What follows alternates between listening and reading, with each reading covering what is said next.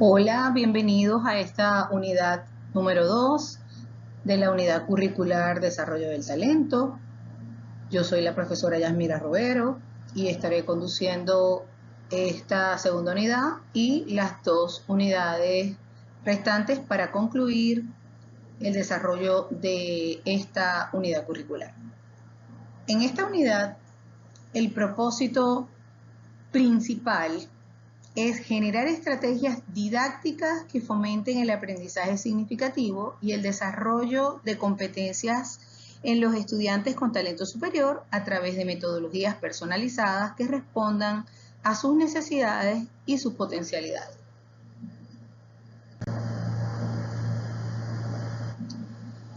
En este sentido, vamos a estar trabajando con qué tipo de actividades diferenciales, qué tipo de actividades pedagógicas se pueden utilizar en estudiantes con talento superior para abordar su capacidad, sus competencias, sus habilidades a través de lo que plantean algunas teorías del aprendizaje. Comenzaremos por la teoría del aprendizaje constructivista. El constructivismo fue promovido por algunos teóricos como Jean Piaget y Lev Vygotsky. En el caso de Piaget, que es uno de los autores más representativos del aprendizaje constructivista, hay un enfoque centrado en la búsqueda del equilibrio de la persona a través de un conjunto de asociaciones entre un proceso de asimilación y un proceso de acomodación. Es decir, Piaget estaba de acuerdo con el tema de que el aprendizaje ocurría a través de la ejercitación y la acción activa sobre el objeto del conocimiento. Hasta el momento que surge la teoría piagetana, el sujeto se observaba o se apreciaba, el aprendiz se estimaba como un sujeto pasivo del aprendizaje, donde la famosa frase de tabula rasa era considerar que el estudiante llegaba sin información, o sea, que la información era obtenida desde afuera. Cuando Piaget entra en escena, pues demuestra a través de las actividades y de toda su teoría, que además fue desarrollada inicialmente con la observación directa de sus hijos a medida que iban creciendo, evolucionando y mostrando todos los rasgos de maduración. Se demostró entonces que el sujeto de aprendizaje era un sujeto activo que actuaba sobre su objeto de conocimiento, que a través de esas exploraciones activas adquiría todas las informaciones en relación al mundo y que ese proceso de aprender estaba impregnado por un conjunto de asociaciones entre elementos que iban incorporándose como él lo definía, dentro del proceso de asimilación, y luego la persona, en este caso el niño, iba desarrollando competencias de modo que cuando se enfrentaba a otra realidad o a otro tipo de conocimiento, ya tenía una información previa y lo que hacía era acomodarse y acomodar los esquemas de aprendizaje que había adquirido para incorporar esa nueva información. Entre esa distancia que existía entre la información previa, ese proceso donde había una asimilación o incorporación de información y luego un nuevo ajuste, estaba gestándose un proceso de equilibrio.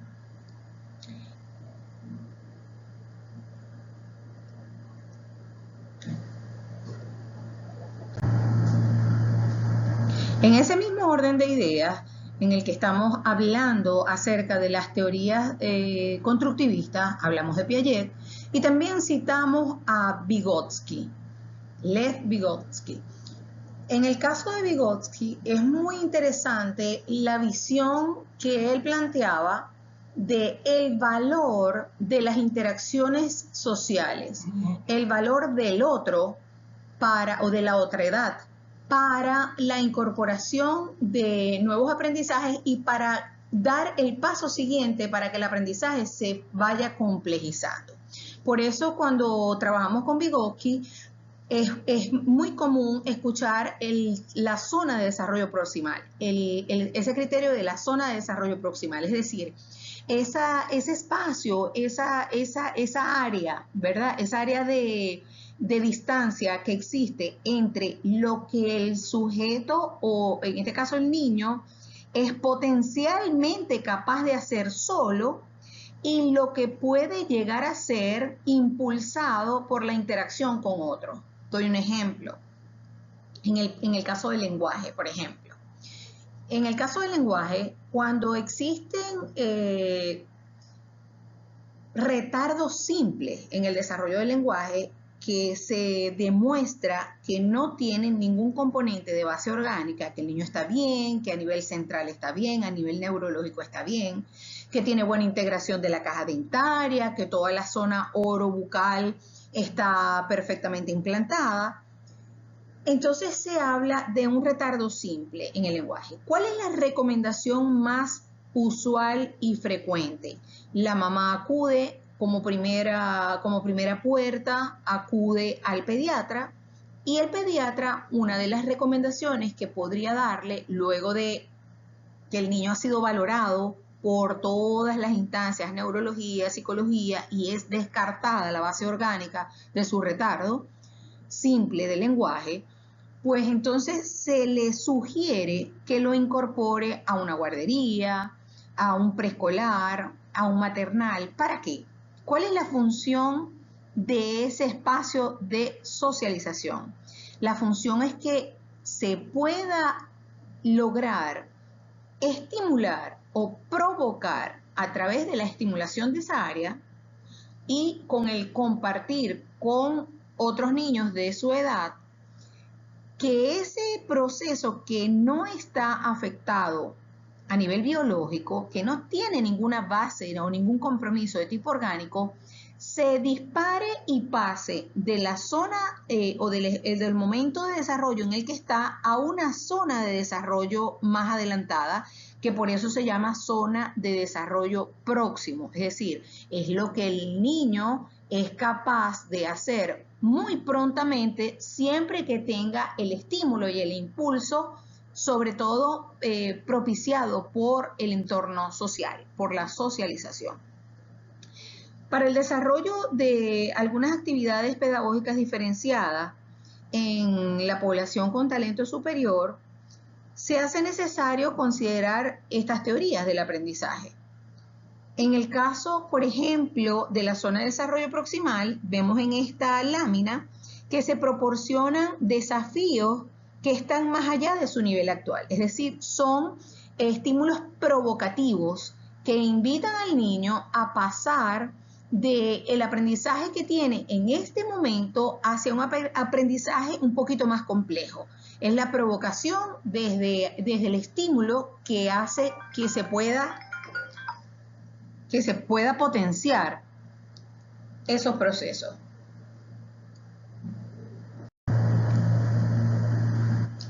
Otra de las teorías del aprendizaje que vamos a analizar es la teoría del aprendizaje experimental.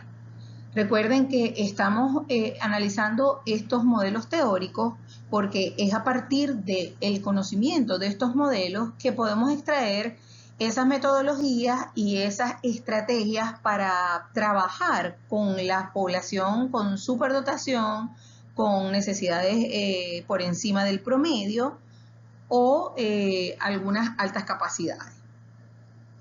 En este caso vamos a hablar de la teoría del aprendizaje experimental de David Kolb. Kolb es un psicólogo y teórico educativo estadounidense reconocido por el desarrollo de la teoría de la experiencia o de la teoría del aprendizaje experiencial. Su enfoque se basa en una premisa fundamental.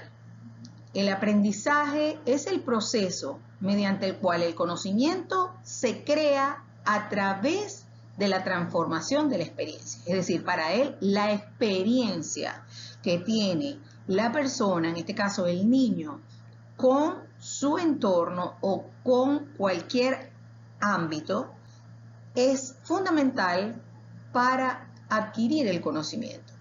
Para estructurar esta información, Cole se inspiró en los trabajos de John Dewey, de Jean Piaget, que lo acabamos de comentar, y de Carl Lewin. Por tanto, se integraron dentro de su modelo las corrientes del constructivismo y la psicología cognitiva. Esta teoría se divide principalmente en dos componentes interconectados. Uno es el ciclo de aprendizaje y, en segundo lugar, se encuentran los estilos de aprendizaje. En cuanto al ciclo de aprendizaje experiencial, Cole propone 4 etapas que permiten lograr un aprendizaje profundo y efectivo. Para ello, el estudiante debe transitar por un ciclo continuo de estas 4 etapas que él propone. El proceso puede comenzar en cualquier punto, pero según Cole, se pueden seguir o se suelen seguir este orden. En primer lugar, se encuentra el sentir, el evento o la experiencia concreta. En este caso, el niño se involucra directamente en la actividad, en la vivencia o en la situación, una situación nueva, por ejemplo. Es decir, es el ámbito específico de la experiencia. Luego, la segunda fase se encuentra el ver, el análisis. En este sentido, se toma distancia de la actividad para reflexionar sobre lo que ocurrió y se examinan las emociones, se observan los detalles y se analiza el evento desde distintos ángulos. La tercera fase es una fase más abstracta, es la fase del pensar, de la teorización. A partir de la reflexión, el estudiante intentará comprender la lógica del fenómeno. Se genera una hipótesis, se integran conceptos teóricos y se crea un nuevo modelo que se conecta a lo anteriormente vivido y a las estructuras cognitivas disponibles para el momento. La última fase, según Cole, es la fase del hacer, de la aplicación. Aquí el aprendizaje se pone a prueba en nuevas situaciones. El estudiante o el niño en este caso aplica los conceptos ya adquiridos, teorizados, construidos para el mundo real para resolver problemas o tomar decisiones nuevas, lo que a su vez genera una nueva experiencia concreta y se reinicia el ciclo. Si nosotros lo exploramos de acuerdo a cada una de las fases, podemos aplicarlo a cualquier etapa del desarrollo cognitivo del niño. ¿Por qué? Porque en primer lugar está el evento. Supongo que hay un niño muy pequeño, un niño de meses, ¿ok? Una mamá toma a su bebé que tiene solo 6 meses de edad y lo lleva a un parque donde hay unos columpios, una sillita, y lo sienta en una sillita de los columpios. El niño, ¿verdad?, se va probablemente a aproximar a las cadenas o a las lianas que sujetan el columpio y probablemente se acercará y comenzará a acercar su boca y a probar o a chupar la estructura metálica. ¿Por qué? Porque, bueno, como sabemos, y lo describe perfectamente Piaget en la etapa sensorial motriz o sensorial motora, que va desde el 0 mes hasta los 2 años, dentro de su teoría, el niño aprende a través de sensaciones y movimientos. El niño pequeño sabemos que explora a través de los sentidos. Entonces, el niño que está chupando, por ejemplo, estas cadenas que son las que suelen sostener cadenas de hierro que suelen sostener las sillitas de los columpios, ¿verdad? El niño, a través de esa exploración, que es el evento, va a pasar de esa primera fase, que es estar sentadito allí, sostenerse con sus propias manos y saborear de repente, chupar esa cadena, pasa a la segunda etapa, que es analizar. En ese momento, el niño comienza a percibir información. ¿Información de qué? Por ejemplo, conoce o comprende o capta que la estructura tiene un sabor particular, desagradable, a óxido, que tiene una temperatura, que es frío, que es duro, porque si el niño muerde con fuerza se puede lastimar encías o en caso de que tenga ya dienticos puede sentir la presión que ejerce sobre esa superficie. Es decir, en esa exploración hay una información que el niño está ingresando y ese es el primer proceso de análisis. El niño está adquiriendo una información sobre la cual está captando además emociones o una percepción de agrado o desagrado. Por ejemplo, si aprieta muy duro, puede ser que se lastime. Si aprieta muy duro con los labios o con la encía, la estructura de hierro, puede ser que se lastime. Y ahí está comprendiendo que es desagradable, que no todas las texturas son iguales, que no toda la presión que se ejerce sobre un objeto provoca placer. Allí está en esta fase, que es una fase de análisis cognitivo centrado sensorial y a nivel sensorial y motor, es decir, el estado explorando el mundo a través de los sentidos y el movimiento. Luego viene una fase un poco más compleja, donde el niño ya incorpora ese esquema de conocimiento. Recuerdan lo que decíamos anteriormente de Piaget. Esa información que él tiene de succión, que la trae desde el momento de nacer como un estímulo, como un proceso automático o reflejo, que luego va migrando y se convierte en un estímulo cada vez más controlado por la voluntad, por efectos de la maduración neurológica, por supuesto. El niño va comprendiendo que hay distintos materiales, que hay distintos sabores, es decir, va incorporando información y nuevos esquemas que le van a permitir hacer pequeñas teorías. Recuerden que el ser humano va aprendiendo y va haciendo categorías cada vez más. Al principio son categorías muy amplias de información y cada vez más, a medida que se da el proceso de desarrollo, de madurez y de evolución, y que las estructuras cognitivas van también evolucionando, pues esos grandes constructos de significado se van haciendo cada vez más pequeños hasta que cada elemento tiene término a término su significación. Les pongo otro ejemplo. Cuando el niño dice tete, por ejemplo, el niño pequeño utiliza, está en el periodo holofrástico, es decir, que una sola palabra está incluyendo un montón de información, por eso se llama periodo holofrástico, porque en una sola frase está incluyendo gran cantidad de información. Cuando el niño le dice a la mamá llorando, ¿qué está diciendo? Está diciendo, mamá, acércate, dame comida, dame el tetero, que tengo hambre. Está manifestando una necesidad biológica a través de una muestra de desagrado con llanto, que es el único recurso que hasta el momento conoce, y con el único recurso lingüístico global, macroestructural que tiene, que es la holofrase. A medida que el niño va creciendo, van madurando sus estructuras cognitivas, va haciendo constructos más pequeños. Entonces ya no va a decir solamente tete, va a decir dame tete. Es decir, ya está utilizando categorías más pequeñas y puede empezar a decir agua, es decir, ya no es comida, sino que es agua, ya tiene dos categorías, tete para comida y agua para agua.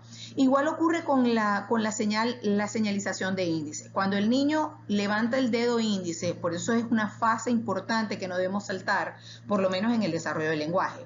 Cuando el niño señala con el dedo índice, esa señal de índice tiene una información lingüística importante, solo que está ajustado al nivel de maduración de una estructura que todavía a nivel cognitivo está en proceso de madurez.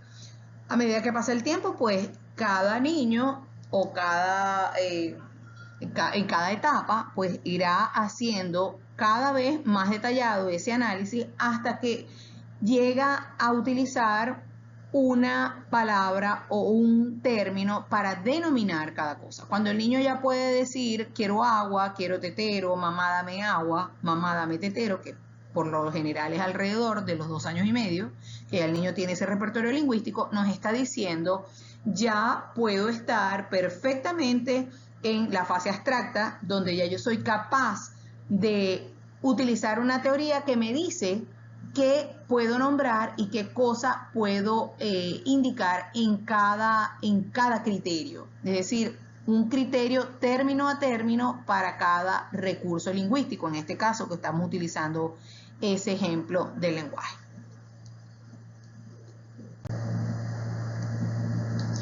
En esta lámina vemos otros ejemplos prácticos.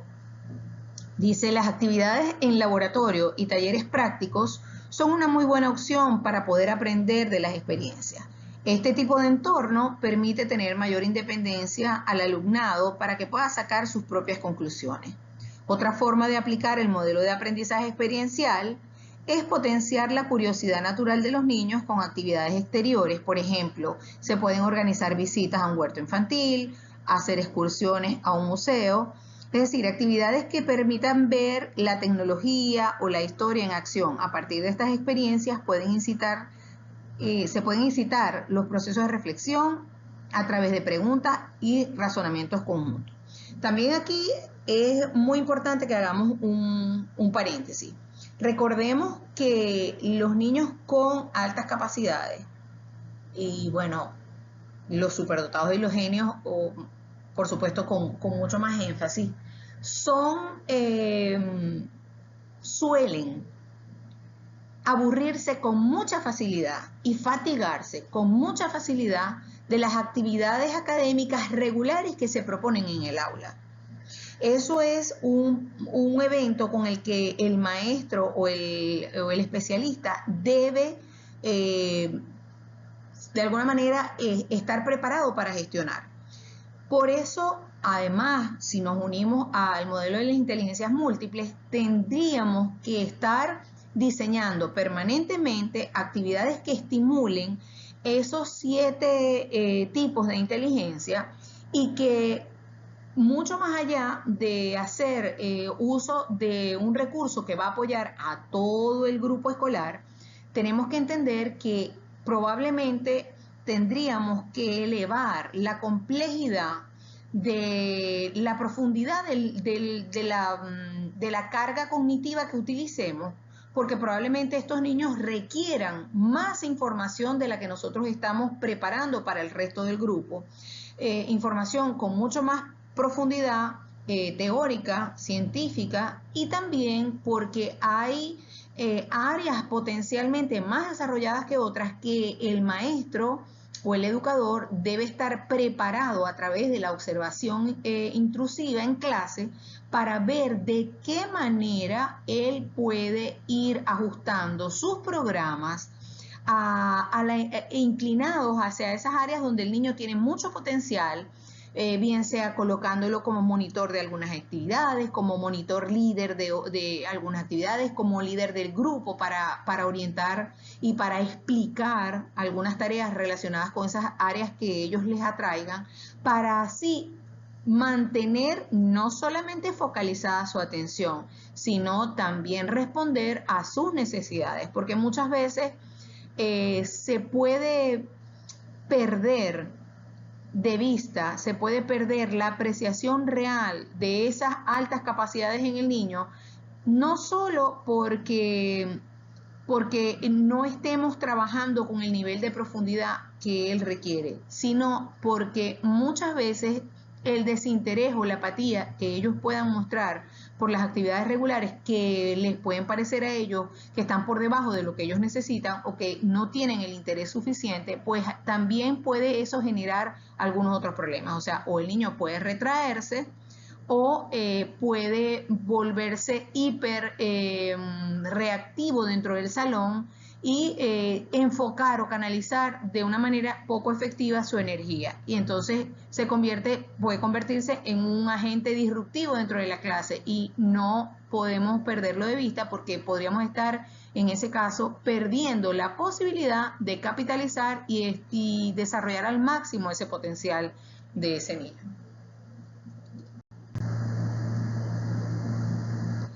Otro de las teorías que hemos manejado, incluso en la primera unidad y ahora en esta unidad, que nos permite extraer actividades y estrategia es la teoría de los aprendizajes múltiples de Gardner. Acabamos de hablarlo y comentarlo en la diapositiva anterior.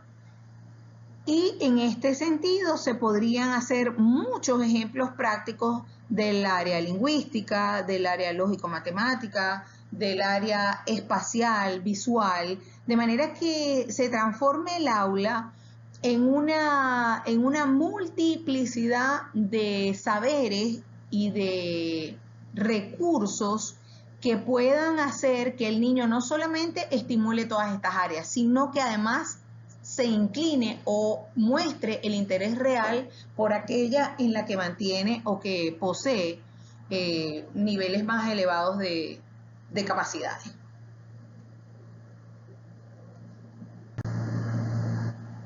Aquí en esta diapositiva vemos otros ejercicios que tienen que ver con la teoría de Howard Gardner, de los tipos de inteligencia de Howard Gardner, y vemos aquí ejercicios para el área musical, para el área naturalista y para el área existencial.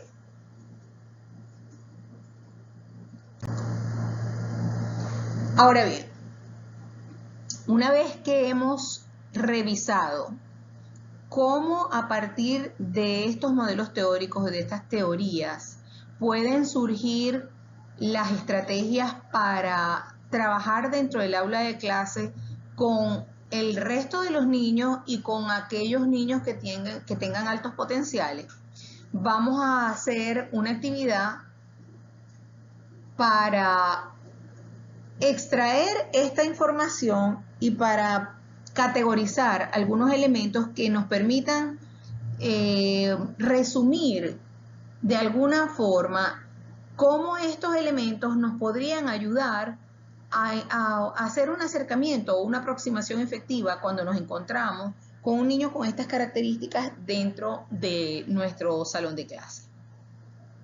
La actividad consiste en lo siguiente: ustedes deben investigar y elaborar un informe acerca del diseño universal para el aprendizaje DUA. El informe debe contener lo siguiente. En la primera parte debe incluir todo lo que es la definición, el origen y características del DUA, del diseño universal del aprendizaje. La segunda parte deberá contener un análisis personal de los siguientes aspectos. Algunas preguntas que les hago que ustedes deben analizar. La primera sería: ¿podría la superdotación, genialidad o las altas capacidades en el niño requerir de algunas estrategias de educación inclusiva u otro tipo de estrategias o recursos de apoyo? Indique cuáles, a su juicio, deberían emplearse.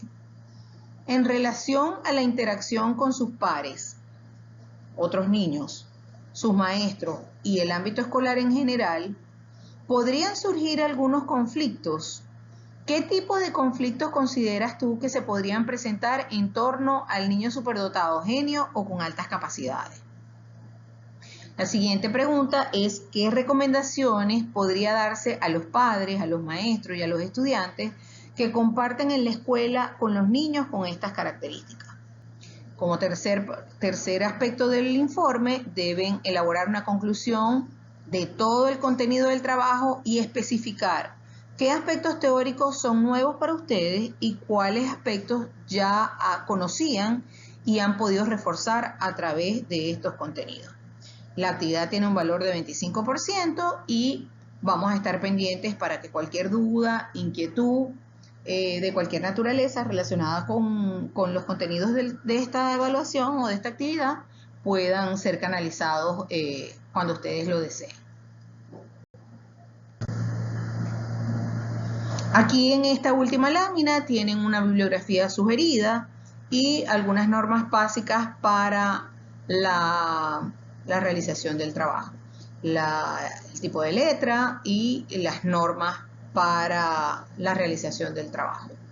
Estaremos en contacto y bueno, les deseo muchos éxitos en esta segunda unidad y sigan adelante, que estamos seguros que al término de estas 4 unidades pues tendremos un producto cognitivo importante y una referencia valiosa para atender a estos niños con altas capacidades.